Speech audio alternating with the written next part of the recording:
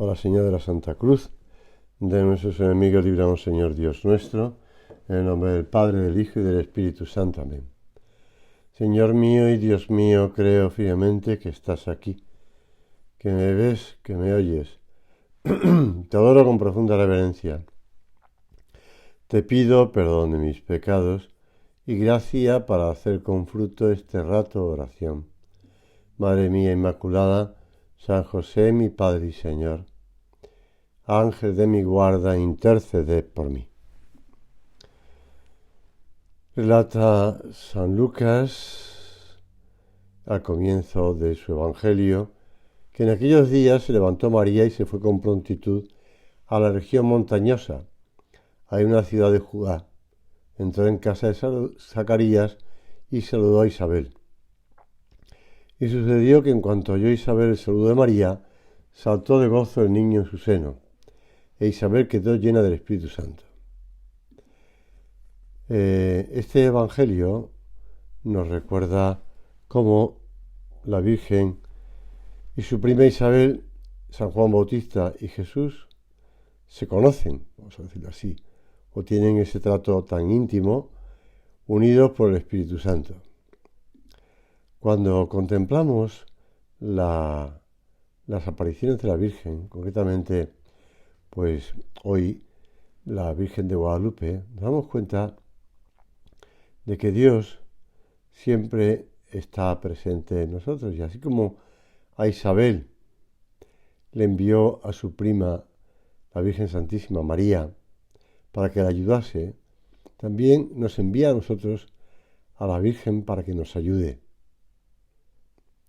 Como somos conscientes, las apariciones de la Virgen son momentos en los que necesitamos a la Virgen. El relato más antiguo sobre las apariciones de la Virgen Guadalupe al indio Juan Diego en el cerro del Tepeyac es el llamado Nicam Mopuwá, compuesto en lengua nahual, a mediados del siglo XVI. El autor, que es contemporáneo a los hechos, reproduce los giros y tratamientos coloquiales típicos, reiterativos y candorosos que nuestra señora sostiene con el vidente Juan Diego. En la plática amorosa y confiada de un hombre sencillo con su madre. La historia comienza en el mes de diciembre de 1531. Por entonces, cuenta ese relato que hemos dicho antes, 10 años después de conquistar la Ciudad de México por los españoles, se suspendió la guerra y hubo paz en los pueblos. Y así comenzó a brotar la fe, el conocimiento del verdadero Dios por quien se vive. Han pasado 10 años, poco, muy poquito. La evangelización avanzaba, pero como explica el Papa Benedicto XVI, muy lentamente. Y sucedió que había un indito, un pobre hombre de pueblo, de nombre Juan Diego, dice el relato, según se dice, natural de Cuautitlán. Un sábado, a hora muy temprana, a mí me cuesta decir los nombres mexicanos, y eso que he vivido allí años, pero bueno, un sábado, a hora muy temprana, se encaminó a la Ciudad de México para recibir la instrucción de la doctrina cristiana. Al pasar junto a un pequeño cerro llamado el Tepeyac, oyó cantar sobre el cerrito, como el canto de muchos pájaros preciosos. Maravillado aquel hombre creía hallarse en el paraíso. Y cuando cesó de pronto el canto, cuando se hizo el silencio, oyó que le llamaban de arriba del cerrillo y le decían: Juanito, Juan Dieguito. Muy contento se dirigió a donde la voz procedía y vio a una noble señora que allí estaba de pie y lo llamó para que se acercara a ella. Y es cuando empieza ese diálogo, continúa después, el diálogo de la Virgen con el niño, con el indio. Juanito, el más pequeño de mis hijos, ¿a dónde vas? Este modo de dirigirse al indio es, perdóname el inciso, es algo tierno, pero indica también cómo la Virgen sabe tratar a cada uno. Sabe que este indio, este mexicano, pues necesita de cariño, necesita de un trato dulce, como son las personas de esa tierra, y necesita pues que le hable con esa delicadeza. Porque él respondió: señora y niña mía, tengo que llegar a tu casa de México, Tlatelolco, a seguir las cosas divinas que nos dan los sacerdotes delegados de su Señor. Es bonito como uno y otro se hablan de ese modo. Bueno, ya sabes lo que pasa, que él pues va de parte de la Virgen al obispo Fray Juan de Zumárraga, y el obispo no le hace mucho caso, por decirlo así.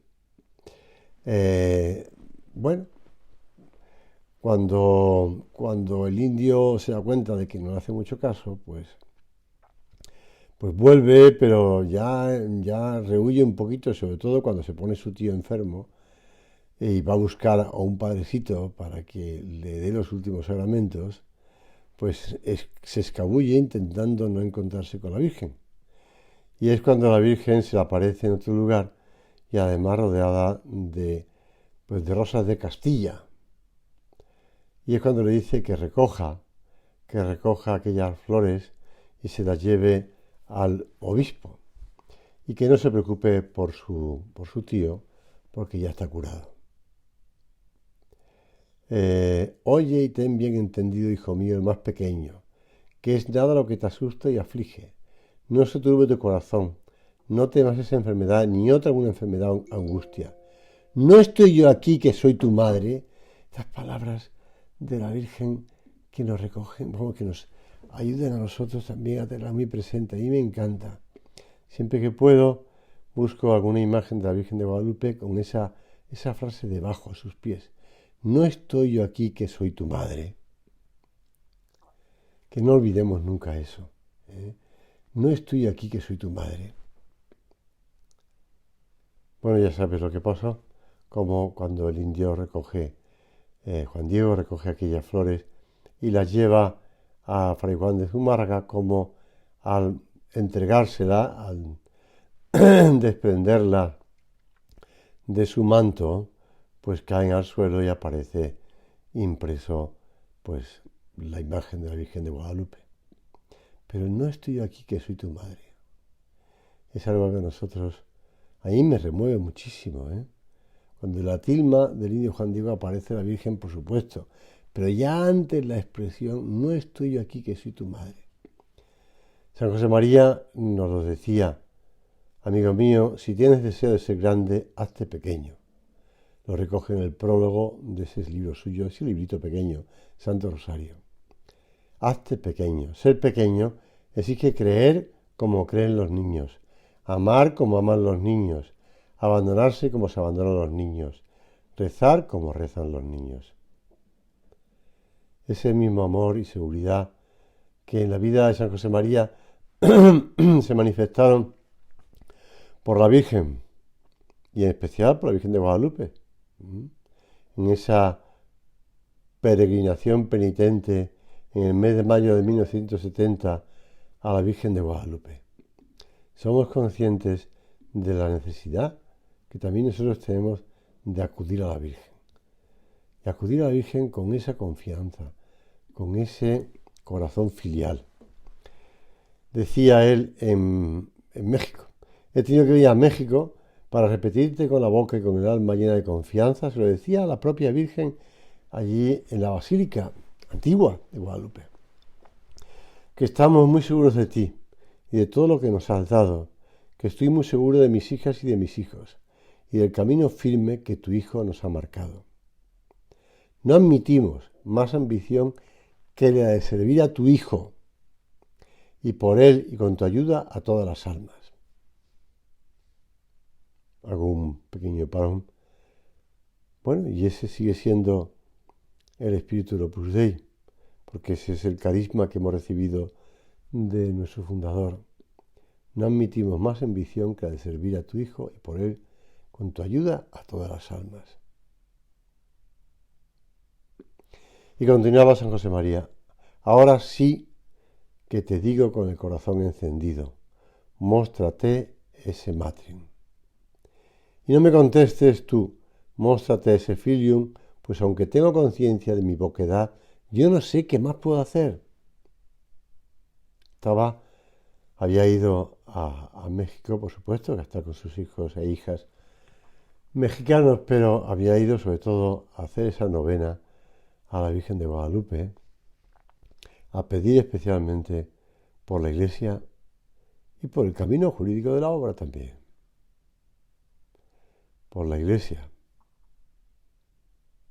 Años 70, años de posconcilio, años difíciles en los que miles de sacerdotes abandonaban el sacerdocio, religiosos, religiosas, que se iban y dejaban al pueblo de Dios desorientado, y que los que quedaban, algunos de ellos, se dedicaban a propagar bajo el seudónimo de teólogos y bajo la apariencia del espíritu del concilio, doctrinas contrarias a la ley de Dios y a la doctrina de la Iglesia de siempre, la que nos transmitió Jesús.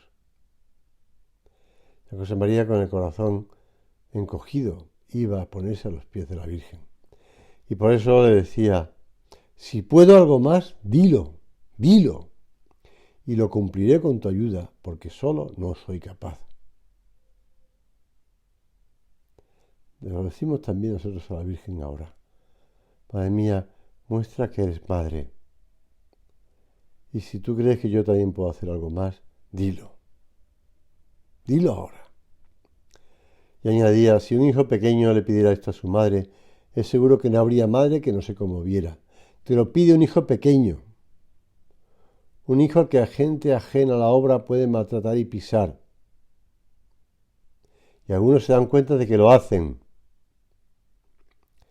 No hay madre, insisto, que no se conmoviera si su hijo le contara lo que yo te expongo con tanta esperanza. Escúchanos, yo sé que lo harás. Pues mira, recordando esta oración ante la Virgen Santísima, que también nosotros podemos hacer ahora en este momento, que lo hacemos en este momento, pues le pedimos a la Virgen que acudimos a ella con esa confianza, y aunque nos puedan maltratar, bueno, tampoco es para tanto, no exageremos a veces, que exageramos, o pisar, a veces sí, y algunos se dan cuenta de que lo hacen, decía San José María, pues estamos confiados en la Virgen Santísima, estamos muy seguros. No estoy aquí que soy tu madre, repito, con esa frase de la Santísima Virgen al indito Juan Diego. Que comprendamos la maravilla del amor que la Virgen tiene por nosotros, la preocupación tan grande que la Virgen tiene por nosotros. Por eso os aprovechamos hoy para recordar cómo la Virgen se dirige a su prima Isabel para ayudarla, para servirla y además para, bueno, ya no lo sabía, pero movida por el Espíritu Santo, va para allá, para después llenar del Espíritu Santo tanto a Isabel como a Juan Bautista por nacer. Por eso nosotros sabemos que la Virgen nos trae a Dios, no solamente a su Hijo, sino también al Espíritu Santo. Le pedimos a la Santísima Virgen, esposa de Dios Espíritu Santo, que nos ilumine, que si nos sentimos angustiados por eso que le pasaba al indio Juan Diego, que su tío estaba muy enfermo, que se podía morir, y va en busca del Padrecito para que le lleve los últimos sacramentos. No estoy aquí que soy tu madre. Y ella le envía no solamente la curación, sino también le envía pues al Espíritu Santo. No olvides que Juan Diego es santo, santo. Cuando San José María decide ir a México, pues dice el Beato Álvaro del Portillo, en un determinado momento, aquí en Roma, parecían haberse cerrado todas las puertas para obtener la intención especial, que era el camino jurídico de la obra. Junto a eso, su fundador contemplaba la situación tremenda de la Iglesia. Aquella defección de sacerdotes, de religiosos, de religiosas, aquella falta de lealtad, aquella oscuridad y aquellos errores. Ya te lo he dicho de un modo más llano, pero el beato Álvaro del Portillo lo dice con mucha claridad y además con mucha delicadeza. Por todos esos motivos, nuestro padre decidió rezar ante una imagen de la Madre de Dios, haciendo un esfuerzo con espíritu de penitencia. No iba en plan turístico, ¿verdad? Por eso quiso marchar lejos de Roma, donde vivía habitualmente, para postrarse a los pies de Nuestra Señora de Guadalupe. Y él mismo decía que quería ir a Guadalupe, en romería penitente, porque deseaba que allí, a los pies de esa Virgen morena, pidiese su intercesión en favor del mundo, de la Iglesia y de esta pequeña porción de la Iglesia que es el Opus Dei. Fue a Guadalupe, lo decía, para rezar por el Papa, por los obispos, por los sacerdotes, por todo el pueblo fiel. En ese contexto de oración universal abierta a todas las necesidades de los hombres, pedía perseverantemente por el Opus Dei. Seguimos haciéndolo, ¿verdad? Pidiendo perseverantemente por el Opus Dei. Seguimos pidiéndole a la Virgen que nos ayude a la Iglesia y a la obra. A la Iglesia y a la obra. Cuando estaba en Roma, el beato Álvaro del Portillo marchó también a México, porque acababa de salir ya la intención especial que decía antes, es decir, el camino jurídico de la obra. Se había abierto la prelatura personal de la Santa Cruz y Opus Dei. Y don Álvaro fue a México el 27 de abril al 23 de mayo de 1983, donde quiso ante todo hacer una novena de acción de gracias a la Virgen en la Basílica de Guadalupe. Bueno, y el beato Álvaro pues estuvo allí rezando, pues imitando, porque como decía siempre, hay que imitar a Jesús por el camino reglamentario, y el camino reglamentario es y seguirá siendo su fundador. Por eso fue a México a rezar. Le pedimos que él, que también nos ha enseñado a imitar a nuestro Padre, que acudamos también a la Virgen para dar gracias. No solamente para pedir, sino también para dar gracias, porque ella no deja de bendecirnos. No deja todas las gracias. Ella es el camino que nos llegan las gracias, el acueducto, como diría San Bernardo, en ese homilía, sermón suyo tan bonito. El acueducto, donde nos llegan las gracias de Dios. Los años que yo he vivido en México me han hecho conocer de primera mano la devoción a la Virgen de ese pueblo. Cuando vivía en Guadalajara, pues esa peregrinación a Zapopan de 2 millones de personas que iban en peregrinación en un día, hacia la patrona de Guadalajara. Y bueno, por supuesto la Virgen de Guadalupe, donde también pude estar algunas veces rezando. Qué alegría, ¿verdad? Cuando sabemos ponernos en las manos de la Virgen con esa conciencia, como decía San Juan Pablo II, en el rostro mestizo de la Virgen de Tepeyac, en Santa María de Guadalupe, un gran ejemplo de evangelización perfectamente inculturada. Con palabras del Papa San Juan Pablo II, hablando en una exhortación apostólica después del Sínodo Ecclesia in America, en México, el 22 de enero de 1999. Pues sí, la Virgen sabe cómo ayudarnos, y con ese rostro mestizo, dice, qué palabra más bonita, ese calificativo, rostro mestizo, pues ese ejemplo de evangelización perfectamente inculturada. Si nosotros queremos extender el reino de Cristo a la tierra, ya hemos entrado en un año nuevo en el Adviento, pero ya hemos dejado atrás esa solemnidad de Cristo Rey, Si queremos extender el reino de Cristo, hemos de comprender que tenemos que hacerlo de la mano de la Virgen. Ella nos guía, ella nos acompaña, ella nos sostiene.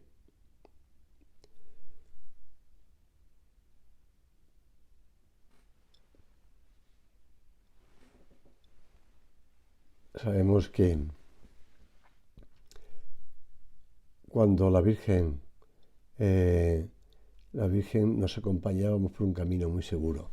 Te iba a narrar algo que a lo mejor desconoces, pero que yo creo que es muy bonito.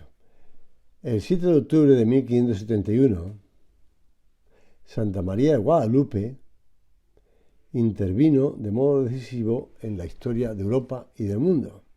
Dice, bueno, un momento, está hablando de Europa. Digo, pues sí. Porque la desaparición de la Virgen de Guadalupe es en 1531, 40 años después, el Imperio Otomano dominaba todo el Mediterráneo oriental. La islamización amenazaba a toda Europa. Y en esta situación, el Papa San Pío V logró unir en una alianza defensiva a los venecianos y a los españoles, a Parma y Saboya, a Génova, bajo el comando del condottiero Andrés Doria. El 7 de octubre, cuando parecía inminente la derrota de los cristianos, Doria se tiró al suelo delante de una nueva imagen milagrosa de María. Con lágrimas le suplicó, le imploró a la Virgen extraña que llevaba el medallón con la cruz. Era la primera copia de la Virgen Morenita en Europa. Era Santa María de Guadalupe. Un año antes, Fray Alonso de Montúfar, segundo arzobispo de México, había hecho confesionar la imagen, la había enviado por barco como un regalo al rey de España, Felipe II. Este había pasado la imagen a Juan de Austria, que era el que comandaba las fuerzas españolas, quien a su vez la confió al almirante Andrés Doria. La Madonna, sobre la media luna, como un pallium, portador de Buenaventura, como un manto protector para el duelo armado decisivo.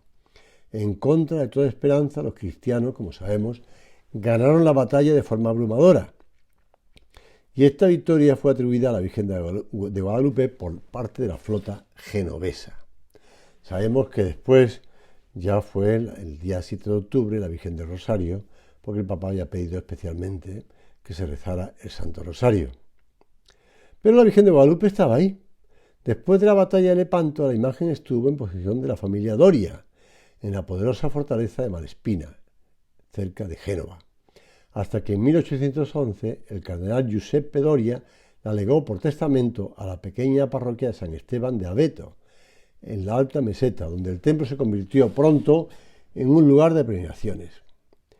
El Senado veneciano hizo que en el Palacio del Dux, debajo del cuadro de la batalla de Lepanto, se escribieran las palabras: ni el poder, ni las armas, ni los almirantes, sino María del Rosario nos ha llevado a la victoria.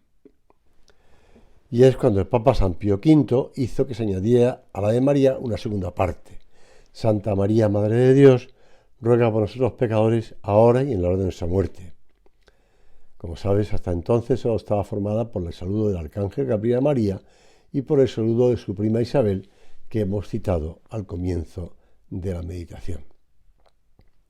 Bueno, pues esta historia no sé si la sabías, pero ahí tienes cómo la Virgen de Guadalupe estuvo presente en una gran batalla que dio lugar a la festividad de la Virgen del Rosario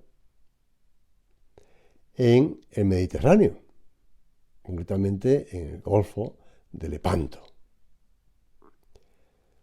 Te lo digo porque la Virgen está siempre presente en nosotros. Y aunque sea la Virgen de Guadalupe la que aparezca pues en México, pero después es la que está presente en Europa, o si quieres entre Europa y Asia. Vamos nosotros a pedirle a la Santísima Virgen que también esté presente en nuestras vidas. Ya estemos pues en Asia, en Europa, en África, en Oceanía o en América. que en todos los momentos de nuestra vida esté ya presente, en todos los lugares de nuestra vida esté presente. Que ella no nos deja, porque te dice lo mismo, no soy yo aquí que estoy tu madre. Y en las batallas de la vida interior, como decía San José María en ese libro del Santo Rosario, en las batallas, no la batalla de Lepanto, sino en las batallas de la vida interior, en tu vida de lucha por vivir la caridad, la entrega a los demás, empezando por tu propia familia, y después por tus amistades, por tu gente que convive contigo, gente que trabaja contigo, esa entrega a los demás. Esté presente la Virgen Santísima. No estoy aquí que soy tu madre. Fíjate lo que decía la Virgen al indio Juan Diego en la colina del Tepeyac. Grábate muy bien lo siguiente. Tú, el más pequeño de mis hijos, yo soy la Santísima Siempre Virgen María, Madre del verdadero Dios por quien se vive. Pues ella es la Virgen Santísima. San José María le pedía a la Virgen de Guadalupe, con esa confianza, con esa seguridad. Nosotros también le pedimos y acudimos a ella, pues acudimos a invocarla pues en alguna ermita, en algún santuario dedicado a la Virgen, o acudimos a rezarle pues esa Virgen que tenemos en nuestro cuarto. Y cuando entramos y salimos, pues nos despedimos o la saludamos al llegar. Esa Virgen que está con nosotros, con esa confianza, con esa seguridad. Por eso cuando San José María acude a la Virgen de Guadalupe, le dice con esa promesa: todas las cosas que pidierais en la oración, tened fe de conseguirlas y se os concederán. Se os concederán, decía, repitiendo unas palabras de San Marco, de Jesús en el Evangelio de San Marco. Son palabras que recogen una seguridad para nosotros. Ha hablado su Hijo que no puede mentir. Y de nuestra parte se necesita fe. Una fe que ya tenemos, por eso venimos a pedir. Pero además con esa petición le decimos: aumentanos la fe. Hay que insistir una y otra vez siempre, como cuando éramos pequeños con nuestras madres, igual. Y aquí, decía San José María, los que estamos ahora pedimos para todos y en nombre de todos. También cuando nos encontramos personalmente en momentos de poco fervor, cuando nos cuesta romper a hablar, a decirte lo que queremos. Acudimos de ese modo a la Virgen, con esa confianza, con esa seguridad. Bueno, te he contado momentos muy bonitos de la vida de San José María, de la historia de la Virgen de Guadalupe y también pues de la historia de la salvación, porque esa batalla de Lepanto no era una batalla solamente económica por conseguir el control del Mediterráneo y de las rutas, sino también por salvar a la cristiandad de la islamización. Nosotros que nos podemos encontrar también en circunstancias similares o parecidas, también podemos acudir. La historia se vuelve a repetir. Tanto en 1970 como en 1571, como en 1541, todo se vuelve a repetir. Así que le pedimos a la Virgen que ella nos aconseje, que ella nos acompañe, que ella nos ayude. Nunca nos dejará. Y como dice San José María, trata en consecuencia. Ella es tu madre. Nadie lo hará por ti tan bien como tú si tú no lo haces. Te doy gracias, Dios mío, por los buenos propósitos, afectos e inspiraciones que me has comunicado en esta meditación. Te pido ayuda para ponerlos por obra. Madre mía Inmaculada, San José, mi Padre y Señor, Ángel de mi guarda, interceded por mí.